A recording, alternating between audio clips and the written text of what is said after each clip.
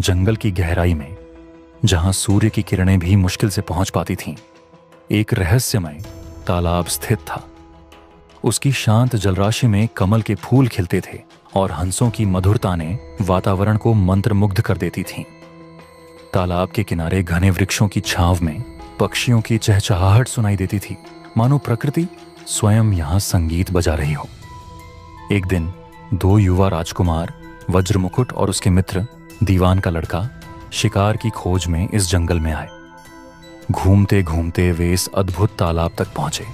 तालाब के पानी में हाथ मुंह धोने के बाद वे पास के महादेव के मंदिर में दर्शन करने गए और घोड़ों को मंदिर के बाहर बांध दिया। मंदिर से बाहर आते ही उनकी नजर तालाब के किनारे स्नान करती राजकुमारी पद्मावती और उसकी सखियों पर पड़ी। यह दृश्य देखते ही राजकुमार वज्रमुकुट राजकुमारी पद्मावती के रूप और आभा से मोहित हो गया। राजकुमारी ने अपनी सखियों के साथ स्नान करते हुए अपने कमल के फूल से जुड़े इशारों से अपनी पहचान और भावनाएं व्यक्त की। इन संकेतों को समझकर राजकुमार ने अपने मित्र की सहायता से राजकुमारी से मिलन का मार्ग तैयार किया। लेकिन राजकुमारी की चालाकियों और राजकुमार की भावनाओं के बीच एक जाल बिछा था, जो दोनों के जीवन को एक रहस्यमय मोड़ पर ले आया। चलिए दोस्तों, रोज की तरह शुरू से शुरू करते हैं। काशी में प्रताप मुकुट नाम का राजा राज्य करता था। उसके वज्र मुकुट नाम का एक बेटा था। एक दिन राजकुमार दीवान के लड़के को साथ लेकर शिकार खेलने जंगल गया। घूमते घूमते उन्हें तालाब मिला। उसके पानी में कमल खिले थे और हंस किलोल कर रहे थे। किनारों पर घने पेड़ थे जिन पर पक्षी चहचहा रहे थे। दोनों मित्र वहां रुक गए और तालाब के पानी में हाथ मुंह धोकर ऊपर महादेव के मंदिर पर गए। घोड़ों को उन्होंने मंदिर के बाहर बांध दिया। वो मंदिर में दर्शन करके बाहर आए तो देखते क्या है कि तालाब के किनारे राजकुमारी अपनी सहेलियों के साथ स्नान करने आई है। दीवान का लड़का तो वहीं एक पेड़ के नीचे बैठा रहा, पर राजकुमार से न रहा गया। वह आगे बढ़ गया। राजकुमारी ने उसकी ओर देखा तो वह उस पर मोहित हो गया। राजकुमारी भी उसकी तरफ देखती रही। फिर उसने किया क्या कि जूड़े में से कमल का फूल निकाला, कान से लगाया, दांत से कुतरा, पैर के नीचे दबाया और फिर छाती से लगा अपनी सखियों के साथ चली गई। उसके जाने पर राजकुमार निराश हो अपने मित्र के पास आया और सब हाल सुनाकर बोला, मैं इस राजकुमारी के बिना नहीं रह सकता, पर मुझे न तो उसका नाम मालूम है न ठिकाना। वह कैसे मिलेगी? दीवान के लड़के ने कहा, राजकुमार आप इतना घबराएं नहीं, वह सब कुछ बता गई है। राजकुमार ने पूछा, कैसे? वह बोला, उसने कमल का फूल सिर से उतारकर कानों से लगाया तो उसने बताया कि मैं कर्नाटक की रहने वाली हूं। दांत से कुतरा तो उसका मतलब था कि मैं दंतबाट राजा की बेटी हूं। पांव से दबाने का अर्थ था कि मेरा नाम पद्मावती है, और छाती से लगाकर उसने बताया कि तुम मेरे दिल में बस गए हो।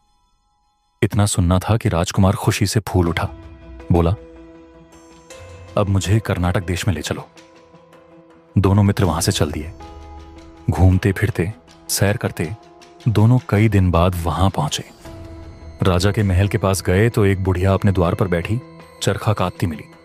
उसके पास जाकर दोनों घोड़ों से उतर पड़े और बोले, माई, हम सौदागर हैं, हमारा सामान पीछे आ रहा है, हमें रहने को थोड़ी जगह दे दो। उनकी शक्ल सूरत देखकर और बात सुनकर बुढ़िया के मन में ममता उमड़ आई। बोली, बेटा तुम्हारा घर है, जब तक जी में आए रहो। दोनों वहीं ठहर गए। दीवान के बेटे ने उससे पूछा, माई तुम क्या करती हो? तुम्हारे घर में कौन कौन है? तुम्हारी गुजर कैसे होती है? बुढ़िया ने जवाब दिया, बेटा मेरा एक बेटा है जो राजा की चाकरी में है। मैं राजा की बेटी पद्मावती की धाई थी। बूढ़ी हो जाने से अब घर में रहती हूं। राजा खाने पीने को दे देता है। दिन में एक बार राजकुमारी को देखने महल में जाती हूं। राजकुमार ने बुढ़िया को कुछ धन दिया और कहा, माई कल तुम वहां जाओ तो राजकुमारी से कह देना कि जेठ सुदी पंचमी को तुम्हें तालाब पर जो राजकुमार मिला था वह आ गया है। अगले दिन जब बुढ़िया राजमहल गई तो उसने राजकुमार का संदेशा उसे दे दिया। सुनते ही राजकुमारी ने गुस्सा होकर हाथों में चंदन लगाकर उसके गाल पर तमाचा मारा और कहा, मेरे घर से निकल जा। बुढ़िया ने घर आकर सब हाल राजकुमार को कह सुनाया। राजकुमार हक्का बक्का रह गया। तब उसके मित्र ने कहा, राजकुमार, आप घबराएं नहीं, उसकी बातों को समझें। उसने 150 उंगलियां सफेद चंदन में मारी। इससे उसका मतलब यह है कि अभी 10 रोज चांदनी के हैं। उनके बीतने पर मैं अंधेरी रात में मिलूंगी। 10 दिन के बाद बुढ़िया ने फिर राजकुमारी को खबर दी, तो इस बार उसने केसर के रंग में 3 उंगलियां डुबोकर उसके मुंह पर मारी और कहा, भाग यहां से। बुढ़िया ने आकर सारी बात सुना दी। राजकुमार शोक से व्याकुल हो गया। दीवान के लड़के ने समझाया, इसमें हैरान होने की क्या बात है? उसने कहा है कि मुझे मासिक धर्म हो रहा है। 3 दिन और ठहरो। 3 दिन बीतने पर बुढ़िया फिर वहां पहुंची। इस बार राजकुमारी ने उसे फटकार कर पश्चिम की खिड़की से बाहर निकाल दिया। उसने आकर राजकुमार को बता दिया। सुनकर दीवान का लड़का बोला, मित्र, उसने आज रात को तुम्हें उस खिड़की की राह बुलाया है। मारे खुशी के राजकुमार उछल पड़ा। समय आने पर उसने बुढ़िया की पोशाक पहनी, इत्र लगाया, हथियार बांधे। दोपहर रात बीतने पर वह महल में जा पहुंचा और खिड़की में से होकर अंदर पहुंच गया। राजकुमारी वहां तैयार खड़ी थी। वह उसे भीतर ले गई। अंदर के हाल देखकर राजकुमार की आंखें खुल गईं। एक से एक बढ़कर चीजें थीं। रात भर राजकुमार राजकुमारी के साथ रहा। जैसे ही दिन निकलने को आया कि राजकुमारी ने राजकुमार को छिपा दिया और रात होने पर फिर बाहर निकाल लिया। इस तरह कई दिन बीत गए। अचानक एक दिन राजकुमार को अपने मित्र की याद आई। उसे चिंता हुई कि पता नहीं उसका क्या हुआ होगा। उदास देखकर राजकुमारी ने कारण पूछा तो उसने बता दिया। बोला, वह मेरा बड़ा प्यारा दोस्त है, बड़ा चतुर है। उसकी होशियारी ही से तो तुम मुझे मिल पाई हो। राजकुमारी ने कहा, मैं उसके लिए बढ़िया बढ़िया भोजन बनवाती हूं, तुम उसे खिलाकर तसल्ली देकर लौट आना। खाना साथ में लेकर राजकुमार अपने मित्र के पास पहुंचा। वे महीने भर से मिले नहीं थे। राजकुमार ने मिलने पर सारा हाल सुनाकर कहा कि राजकुमारी को मैंने तुम्हारी चतुराई की सारी बातें बता दी हैं, तभी तो उसने यह भोजन बनाकर भेजा है। दीवान का लड़का सोच में पड़ गया। उसने कहा, यह तुमने अच्छा नहीं किया। राजकुमारी समझ गई कि जब तक मैं हूं वह तुम्हें अपने बस में नहीं रख सकती, इसलिए उसने इस खाने में जहर मिलाकर भेजा है। यह कहकर दीवान के लड़के ने थाली में से एक लड्डू उठाकर कुत्ते के आगे डाल दिया। खाते ही कुत्ता मर गया। राजकुमार को बड़ा बुरा लगा। उसने कहा, ऐसी स्त्री से भगवान बचाए, मैं अब उसके पास नहीं जाऊंगा। दीवान का बेटा बोला, नहीं, अब ऐसा उपाय करना चाहिए जिससे हम उसे घर ले चलें। आज रात को तुम वहां जाओ।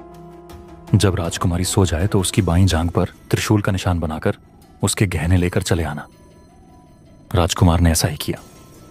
उसके आने पर दीवान का बेटा उसे साथ ले योगी का भेष बना मरघट में जा बैठा और राजकुमार से कहा कि तुम ये गहने लेकर बाजार में बेच आओ। कोई पकड़े तो कह देना कि मेरे गुरु के पास चलो और उसे यहां ले आना।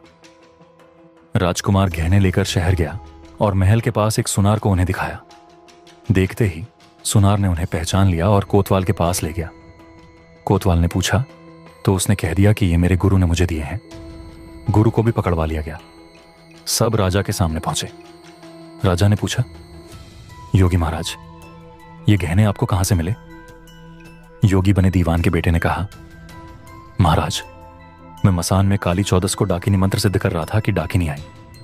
मैंने उसके गहने उतार लिए और उसकी बाईं जांघ में त्रिशूल का निशान बना दिया। इतना सुनकर राजा महल में गया और उसने रानी से कहा कि पद्मावती की बाईं जांघ पर देखो कि त्रिशूल का निशान तो नहीं है। रानी देखा तो था। राजा को बड़ा दुख हुआ। बाहर आकर वह योगी को एक ओर ले जाकर बोला, महाराज, धर्मशास्त्र में खोटी स्त्रियों के लिए क्या दंड है? योगी ने जवाब दिया, राजन, ब्राह्मण, गौ, स्त्री, लड़का और अपने आसरे में रहने वाले से कोई खोटा काम हो जाए तो उसे देश निकाला दे देना चाहिए। यह सुनकर राजा ने पद्मावती को डोली में बिठाकर जंगल में छुड़वा दिया। राजकुमार और दीवान का बेटा तो ताक में बैठे ही थे। राजकुमारी को अकेली पाकर साथ ले अपने नगर में लौट आए और आनंद से रहने लगे। इतनी बात सुनाकर बेताल बोला, राजन, यह बताओ कि पाप किसको लगा है? राजा ने कहा, पाप तो राजा को लगा। दीवान के बेटे ने अपने स्वामी का काम किया। कोतवाल ने राजा को कहना माना और राजकुमार ने अपना मनोरथ सिद्ध किया। राजा ने पाप किया जो बिना विचारे उसे देश निकाला दे दिया। राजा का इतना कहना था कि बेताल फिर उसी पेड़ पर जा लटका। राजा वापस गया और बेताल को लेकर चल दिया। बेताल बोला, राजन सुनो, एक कहानी और सुनाता हूं।